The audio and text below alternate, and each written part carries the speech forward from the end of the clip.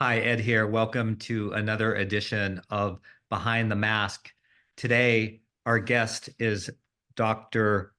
Yan Chow, and I want to welcome you, Yan, to Behind the Mask.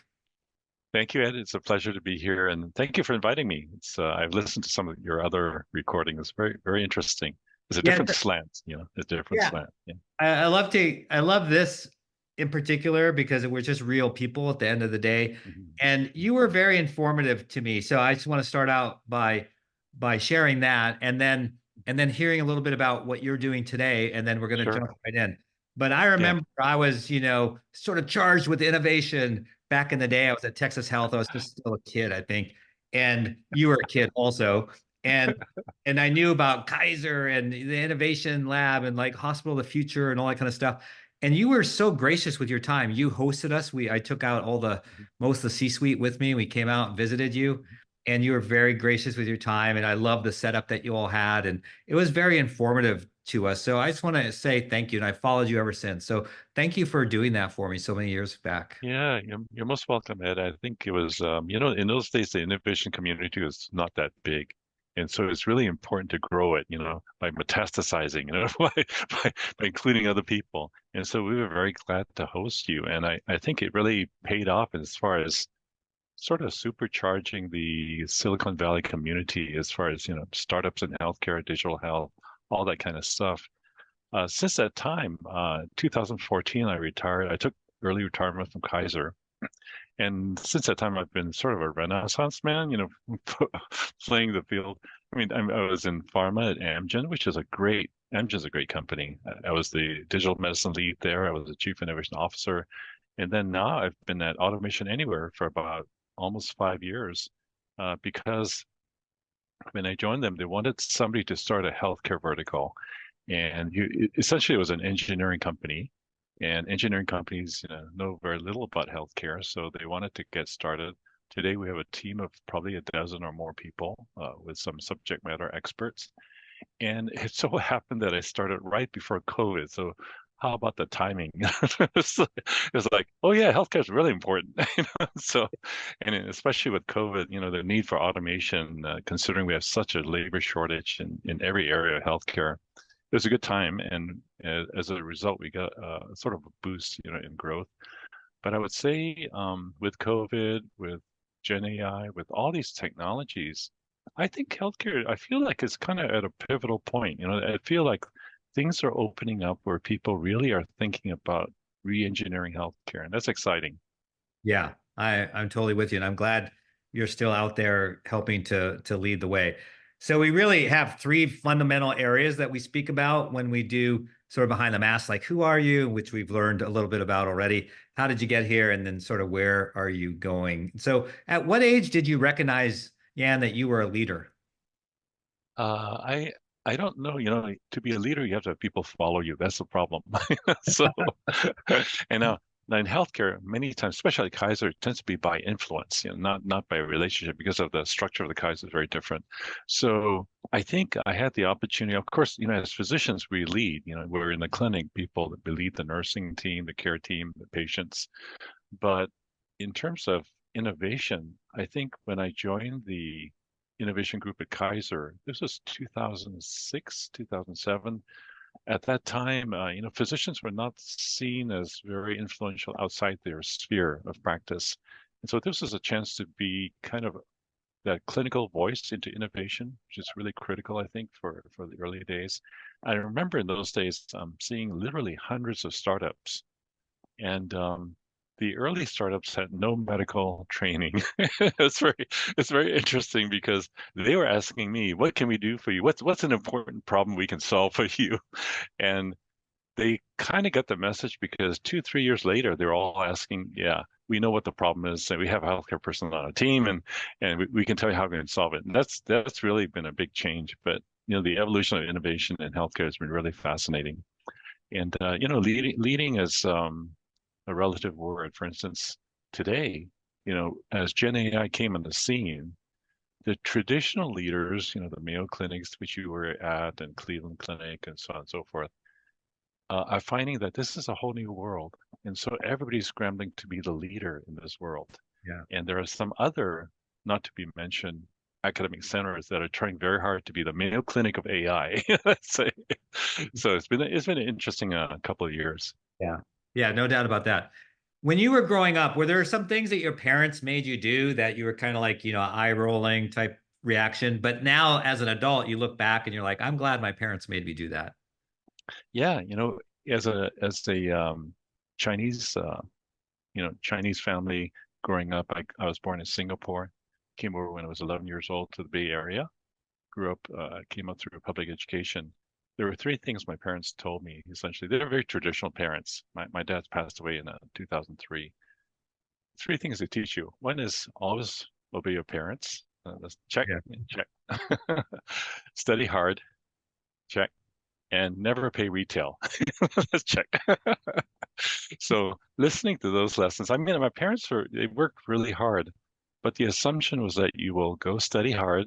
You don't have to do any jobs, just have to study hard, do well academically, because that's why we came to this country, and play the piano or violin or both, but not a guitar.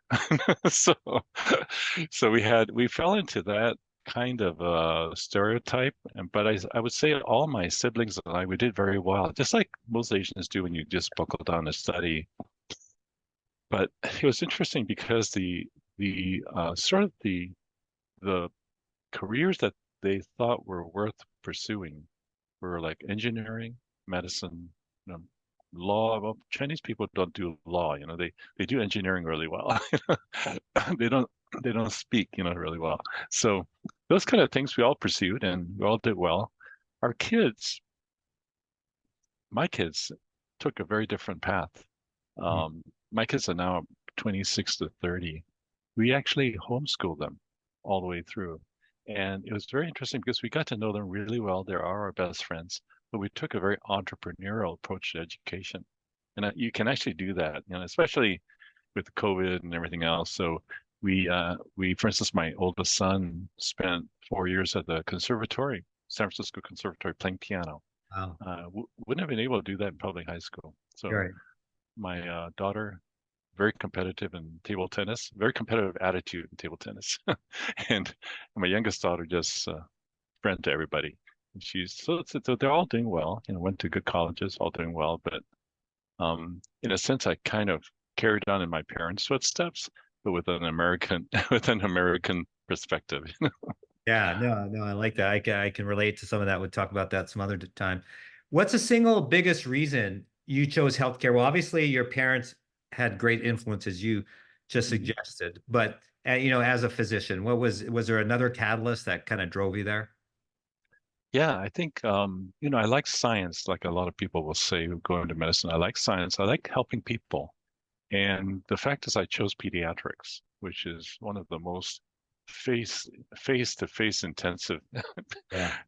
kids, parents, grandparents. So, so that was good and it is interesting because, I think a lot of times as physicians, we choose whatever the last clerkship was that we spent time in medical school, right?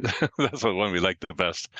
And pediatrics, I actually consciously chose because I knew I was not an extrovert. So I wanted to do something that I was not good at doing. And I knew I had to learn how to, my big concern early on was, can I play with kids and make them, feel comfortable? That's a learned skill I found out. You can actually do that. That's cool. So, yeah. No, that's very cool. What's one thing that your coworkers, and I know that you switched jobs, although you've been at Mhm. your new place for 5 years, um, but in general, what's one thing that most of your coworkers do not know about you that you can share with us? Well, I think I have a number of things I do outside my work, and but it's interesting because things that I do like photography, and piano, and some investing, things like that. Flying drones, I fly a drone. Those are things that are not, I would say, they're not going to lead to serious investment and time and stuff, but the things I'm planning to do maybe when I really retire. So, so I guess I mean, most of my colleagues are a lot younger, right? So they don't they're not like you and me, right? They're not looking at what am I going to do this next stage of life? What's the opportunity cost of staying at a company for 5 years? What's the opportunity cost of doing this versus that? I think that's when we start to think more seriously about it. And actually, my wife and I are just really discussing that a lot these days. And I think that's something my colleagues, when I work with them, I don't mention that, but I think that's on our minds. Yeah. So, How long have you been married? it'll be over 30 years now. So Yeah, that's still, great. still, still young, still a young marriage. Oh, that's very very cool. Do How you about have yourself? You've been I married. Yeah. yeah, so I've been I'm on my second marriage. I was Uh-huh. married the first time for 30 years, and right now we are past the 8 year mark. In, Wow. yeah. So Wow. it's been very good. So yeah, Yeah. I love marriage and a big proponent of it, and that's why I always Mhm. ask. So let me ask you this follow-on question: Is Mhm. what would you say is the one thing? I know it's going to be hard to narrow it to one, but one thing that is the key to successful long-term marriage. I would say the key is to be a servant of the other. Yeah, And so you get your happiness through making somebody else happy. It's a virtuous cycle. So it goes back and forth, right? If you are in marriage to see what you can get out of it for yourself, those marriages tend to be either very constrained or or they end. And so, yeah, and that there's something about that saying that says, a happy wife is a happy life. yeah, And so, yeah, that's what I think would be the key. I try to tell my kids that too. yeah, yeah. I agree with you. It's really important to serve others, especially your spouse. Would you say there's a defining moment that happened in your life that was a catalyst that reinforced your trajectory or changed your destiny? So it could be personal, professional, but was there a big moment in your life that like took you on a decision point and you went a certain direction? Yeah, so two. One is that in college, I actually took the time to research both my parents' faiths and other faiths, and I really spent quite a bit of time. So the the the uh, the result of that was actually I ended up reaffirming, and I finally made a decision to be a Christian. And I think that was very pivotal because what it does, it gives you a whole worldview. It Yeah, gives you meaning, meaning in life. And I think yeah, that's a worldview that's reasoned and is in faith, but it's also supported by data. The other pivotal reason was when I was a chief of education, a local chief of education at Kaiser. And I remember going to a regional meeting of all the chiefs, and the regional chief, Elliot Wolf, said, we have this new software called bulletin board software. Who would like to code it? Who would like to write the code? And I didn't know what it was, and I just sort of raised my hand. And it was a lot of fun. We coded that bulletin, the early days, the bulletin board software using modems and text-based interface, and created a forum for 500 physicians across the country in the days before HIPAA. And so people were sharing the problems and getting advice and things like that. That was the point where it launched me on the IT path within Kaiser and then out of Kaiser. So that was really another pivotal point. yeah. Hey, we what I love about this is we have the freedom here to go completely off script. So I'm Uh-huh. gonna be putting you on the spot a little bit here. So tell me about a time where your faith um, collided with something that you were being asked to do or needed to do, and how did you handle it? So was there ever a conflict between your faith and something in your life, and how did you handle it? Well, I don't think there was ever conflict just because of the nature of my specialty in pediatrics. Um, but it's interesting because there were some awkward moments, I would say. Of course, Kaiser, you work for a big organization, you're not allowed to proselytize. This is Right. part of the deal. And we actually had people who did that for various faiths, and we had to kind of let them know, maybe you're making other people uncomfortable and that kind of stuff. Yeah. But I remember at one point I was the physician, the pediatrician of record for a lesbian couple who had a new baby, and it was a little bit awkward because they knew I was a Christian. I mean, it's listed in my bio, but Right. we had a great time. We talked, we talked mutually, but it was still a bit awkward because they were always wondering if I if I frowned on them or somehow, didn't think they're worth as much as other people, whatever, which I didn't. But it was also a good experience for me, just to see. I mean, there are people behind people, right? There are people Yeah. behind the stereotypes.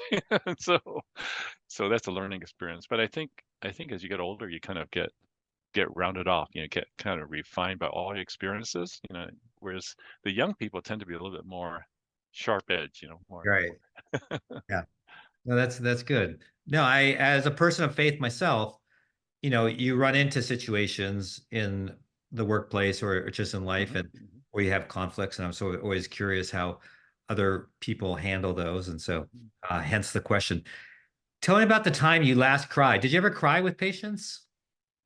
Um, Rarely, but I remember when I was on call, and for some reason when I was on call, there were always a lot of codes. For some reason I don't know, I was the code doctor, and um, and sometimes some of these situations be very, I would say bittersweet, or no, very intense. For instance, I would be on call for the hospital in the ER. I remember one time there was the paramedics came running in with baby. It's a sudden infant death. Sudden baby, and they were doing the compression with it too. It was just not effective, right? They're running with the baby in the hand, like going like this. Might as well not do it. So we worked on the baby for like 40 minutes, way beyond what was recommended, and could not revive the baby. And so, my job was to go out and say stop and go out to the waiting room where all the relatives were, and there was a lot of relatives.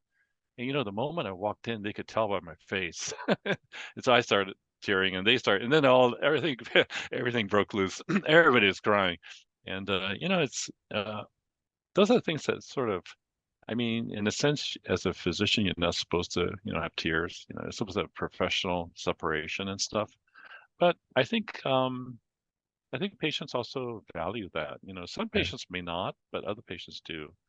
And I think the great thing about medicine I've learned is that no matter what your style, whether you cry with patients or not, or you berate them and berate them when they don't follow what you tell them, and then it turns out there's a following for every kind of physician. Even physicians are irascible. The grandfather who tells you what you just did the wrong thing here. There are patients who love that. So Yeah. it's very funny. Yeah, no, that's true. Everyone's got a different style that they prefer, and not, certainly one size doesn't fit all. Can you tell us about a time someone tried to hold you back? And it could be personal, professional, and then what? How did you react? What did you do about it? Um, that would be a tough one. I can't really. I can only think of things where I held myself back. Yeah, But yeah. Tell us about one of those. yeah, yeah. Um, for instance, in medical school, one of the courses that was really hard for me was hematology, with all the slides and everything. And so what happened was me and a bunch of students didn't pass one year, that course. So we had to stay the summer and took that. So I felt like, okay, that's holding me back. I couldn't do anything else. But on the other hand, we came out of that summer knowing probably more hematology than our classmates, which is Sure. kind of the other side of it. And in retrospect, I was very grateful because that was very helpful to me. But of course, in the moment, it was not very pleasant, to be singled out and to Yeah. be stay behind. But no, I can't really think of. I mean, in pediatrics, and I think most fields in medicine, you are needed, somewhere. And so unless you're striving to be at a top academic institution or something, I guess I haven't remembered too many obstacles. Yeah. Well, no, that's great. What about the last time you received a physical thank you card, or maybe you wrote or sent a thank you card? Hmm. Well, when yeah, I mean in general or for Yeah, in healthcare? general. Yeah, in Oh, in general. healthcare. Oh, we sent thank you cards all the time for going to dinner and things like that with friends and being invited. But I remember when I left, I actually changed facilities within Kaiser, and I went from Vallejo to Pleasanton, which is quite a distance. So I got a lot of thank you cards, And then some of my patients actually came to Pleasanton to bring their kids all the way down there. And Wow. then, and when I used to practice in Vallejo and Fairfield, it was not thank you cards. It was like they would bring in organic produce, which is really interesting. I mean, it's tomatoes this big and stuff Great. like that, and it was just really very thoughtful of people because I think most physicians you don't there's not a lot of upside. You Yeah. rarely get thank you cards. You might get thank you doctor or something, but most of the time it's a lot of downside. You didn't Yeah. do this right, or I'm going to sue you or whatever. Right. Um, Well, yeah. yeah, it sounds like you and your wife practice thank you cards. What led you to that doing that? Is that something your parents taught you or how'd that Yeah, come? I think one of the things I learned from them is that it's actually one of and something I actually pass to all my patients, that one of the most important skills or one of the most important attitudes that you can teach your kids is to be thankful. Yeah. Because what that implies is that they're humble. They don't know everything and they're not driving themselves. And so I think that's one important component. When kids are thankful, they tend to be more open. They listen to other people, and so it works out pretty well in the end. Yeah. So if you were speaking to the next generation, so let's just say you got an invitation from your university, and I wouldn't be surprised if you have or will have, Hmm. and you are going to speak to them about what they should relish in the journey. You know how we kind of rush through that middle, Hmm. Hmm. but what is it that they should really relish in their journey in their career? Yeah. So I give a class at Berkeley and I've spoken at Stanford and stuff, and people do ask that young people, and so because they look at me and they kind of I'm the old guy, so Right. they look at me and go, how can I steer that way? How can I go that way? And basically I tell them you can't because I don't know what's going to happen in the future. So what I can advise you to do is to always keep an open mind. Always be intellectually curious because the future is changing all the time and what people think about the future. And and if you're curious, you'll find out where you should be going. And also the other thing that you should be is be more self-aware of what you want to do. I think there's a lot of noise today, and it's very hard for young people to figure out what to do. There's so many options, much more than when I started Yeah. at school. What sort of things, and you already spoke about it, but maybe pick one, unless there's a different one on the personal side. So you talked about the drones and music, piano. What is it that in terms of what's next? Where are you going on the personal Mhm. side? Is there a particular hobby that you're wanting to get, sort of next level with? Mhm. Yeah, so my son is in Abu Dhabi, so that's one clue. So he did his master's in London and he went to Abu Dhabi. He's working in finance and explore experimental finance. Actually, it's really fascinating. My daughter, the second daughter, is in Munich, working for Google. The third daughter's in Boston. So one of the things definitely we'll be doing is traveling, and we have a bucket list, and so we love to. We just came back from Japan, and we'd love to go to New Zealand sometime, because I've heard it's beautiful. Yeah. But there's a lot of it, will depend on where the kids settle down, and Yeah. you know, who knows where they'll settle down. Yeah. Right now they're all over the world, literally.